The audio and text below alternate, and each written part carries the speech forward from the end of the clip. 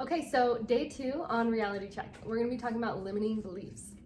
The goal of this is so that we can start to identify these walls that we have, and it gives us the opportunity to move past them.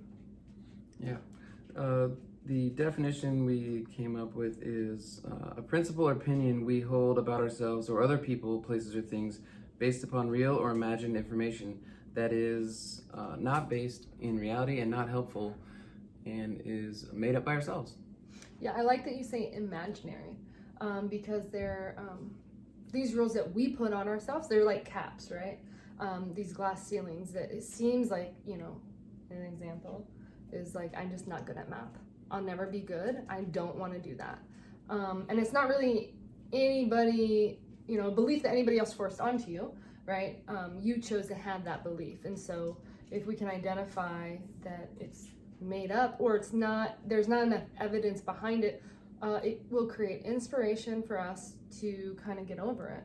And we're not going to be, what happens in real life is when people have these limiting beliefs, they project it on other people and it tends to hurt people, and so it's not everybody else's shit that you don't feel confident or that you're buying into, some belief that's not supporting your future goals. And so that's what happens. That's why we get like this internal frustration, and it ultimately affects our self-esteem because, nobody can reflect back to you what you want. And even when they do, so even if I'm like, oh, I'm so horrible at math, even if Kyle were like, no, you're doing great on math, it wouldn't really matter, right? Because it's this internal dialogue that I'm having with myself and it's holding me back, and I can feel that. And so it's a personal thing that you have to work out. Yeah. But in our relationship, like our limiting beliefs come up in between us, and we kind of call them out in each other because number one, we can't always see what we're used to. We need that outsider perspective, and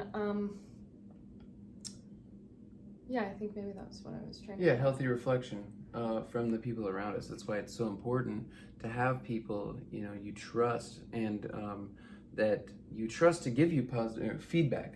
Feedback. I'll give another example of this in real time for a lot of people is I'm not good enough, and people that tell me things I don't like me, or they're lying to me, or they want something from me. Right. I can't trust them. Right. And so, if you really get into evaluating the people that are around you, because, a lot of our personalities and our traits and our mannerisms and our colloquialisms, if you will come from the people around us. Mm-hmm. We adopt them, and, they say frequently, we become the 5 people we keep closest. Right. And so if you are hanging out with people, if you have, moderate to low self-esteem, and you're hanging out with people that make fun of you all the time, you're going to get used to it, but you're also going to internalize all that and start believing those things. And so if you don't have a high enough standard for yourself to hang out with other people that also have similar standards, you're going to drag yourself down and create, you're going to unconsciously absorb and assume these limiting beliefs. I'm not good enough, or, in relationships, it's like, I don't know if I can do that, or, I'm not capable of that, or I don't know if I can love you the way you want to be loved, right? Yeah. But what's real fast, like beliefs. So we talked about this inspiration and motivation, right? And how just getting that urge to act. Beliefs are the story we tell ourselves behind it. Right. So whether we do something or don't do something, there's a story behind it. And we talked a little bit about the story you tell yourselves, right? And this is about challenging those stories. We tell ourselves these stories that really kind of, inhibit us. And so today we want to be focusing on that. If we can identify like, oh, okay, I'm the one, putting my own chains on, like I'm the one that's restricting myself, nobody else. It kind of allows us to forgive everybody else around us and take some responsibility. The minute we can take responsibility for whatever we're focusing on, we can change it, right? Because we take that power back. And so that's the beautiful thing about taking responsibility is if you take ownership in it, then, on a very masculine, energetic level, like you're putting it behind you, like you're trying to protect it. and so you begin to be able to change it. Yeah, I mean, I talked about in my notes later in the week. Oh, I was just going to say, or just question it. Yeah. Or just And question really, it. that's what we're doing, is asking ourselves, why do I believe that? You know, why do I think that? Why was I disappointed by that? Why was I so happy about that? You know, and it's okay to be happy, disappointed, all those things, but you really learn a lot about yourself in the extremes of life. You know, in the extremes. You don't learn much when everything's okay and everything's just fine and you're doing everything normal. That's a good, the extremes in life, or patterns. Yeah, patterns. Patterns will come up a lot. You can check out a limiting belief by a pattern. You know, or like you said, like a really big event, you know, where you're emotionally charged in it. You can look back on a time where you may have had one and just say, you know, evaluate how you acted, how you behaved, what was the story you were telling yourself.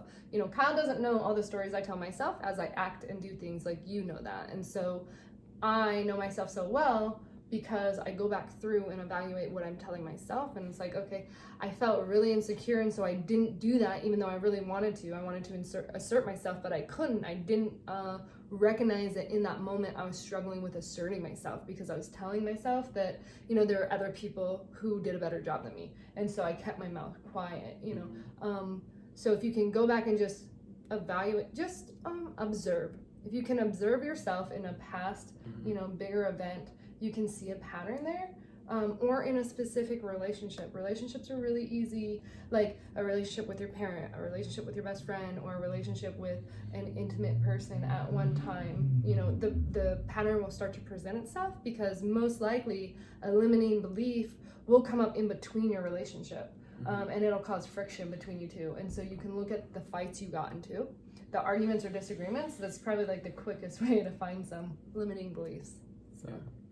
Yeah, I wrote later in my notes this week, but it's coming up now, is, you know, I really want to, I don't know if it's possible, but I want to be able to think whatever I want, whenever I want, however I want, you know, like, I want to be in control of my thoughts, and, you know, I have to practice that a lot of the time, and then I have to go out in the world, and I can't control everything out there, and I can't control my reactions, my emotional, you know, reactions, but I can respond rather than react if I'm really finding balance and aligning my expectations with reality. And what I've said in the past to a few people who are having a lot of struggle with limiting beliefs was, you know, if I ever doubt myself, I'm probably wrong, because if I'm aligning my goals and have worked backwards with what I can do right now, you know, I don't always believe in timelines for goals because things happen. But if I know how to get somewhere, or at least have somebody else helping me get there, and I can just do the right thing now, I know eventually I'll get there.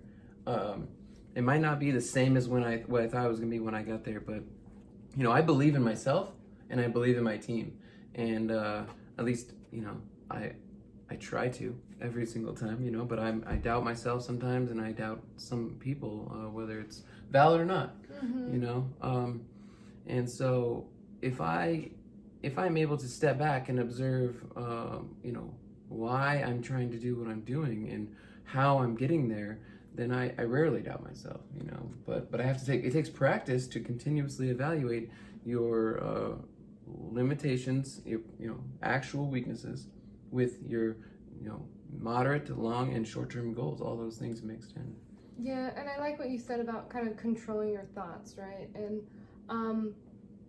I don't think there's a different view on that, right? Like, instead of hyper controlling everything you think or what you're choosing to, how you're choosing to react or respond, you can choose to just observe and not act, right? And that's a very passive way of allowing things to come up without judgment and let them go. You don't have to, you know, handle every thought that you have. Right. It's very simple to just let it go. It's a practice. It's a practice. It's not very easy, but yeah, it's good stuff. Yeah. We good? Yeah, we're good. Okay.